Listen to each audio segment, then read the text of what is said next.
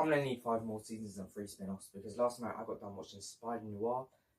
I got a lot of good things to say. For those of you that don't know, Spider-noir has officially been released on Amazon Prime. It's set in the 1930s New York and stars Nicolas Cage as a retired Spider-Man who is now a private investigator, but he's pulled back into the action when a new mystery arrives. That's all I'm going to say. This is going to be a spoiler-free review. Before I get into my review, I just thought I'd mention that you can either watch the show in true black and white, which is authentic to the noir genre, or in true hue colour, which it looks so good. There is really some amazing colour grading in this, and it's honestly kind of crazy to me that something with that much colour can also look so good in black and white.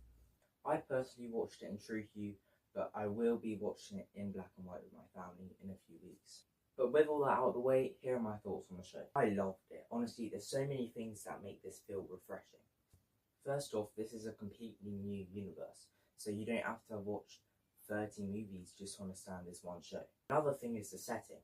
The 1930s is a time period that hasn't been explored in superhero media, and it really makes this stand out from everything else. But I think the most refreshing thing is that this is a straight up crime noir show instead of being a superhero show. And speaking of genre, I think the mystery here is really well done, and there's not much action, but what action there is awesome. That being said, the CGI is a bit hit or miss. Also, there are some pretty gnarly scenes, but that's not a takeaway, that's just something I thought I mentioned. The last thing I want to talk about are the characters.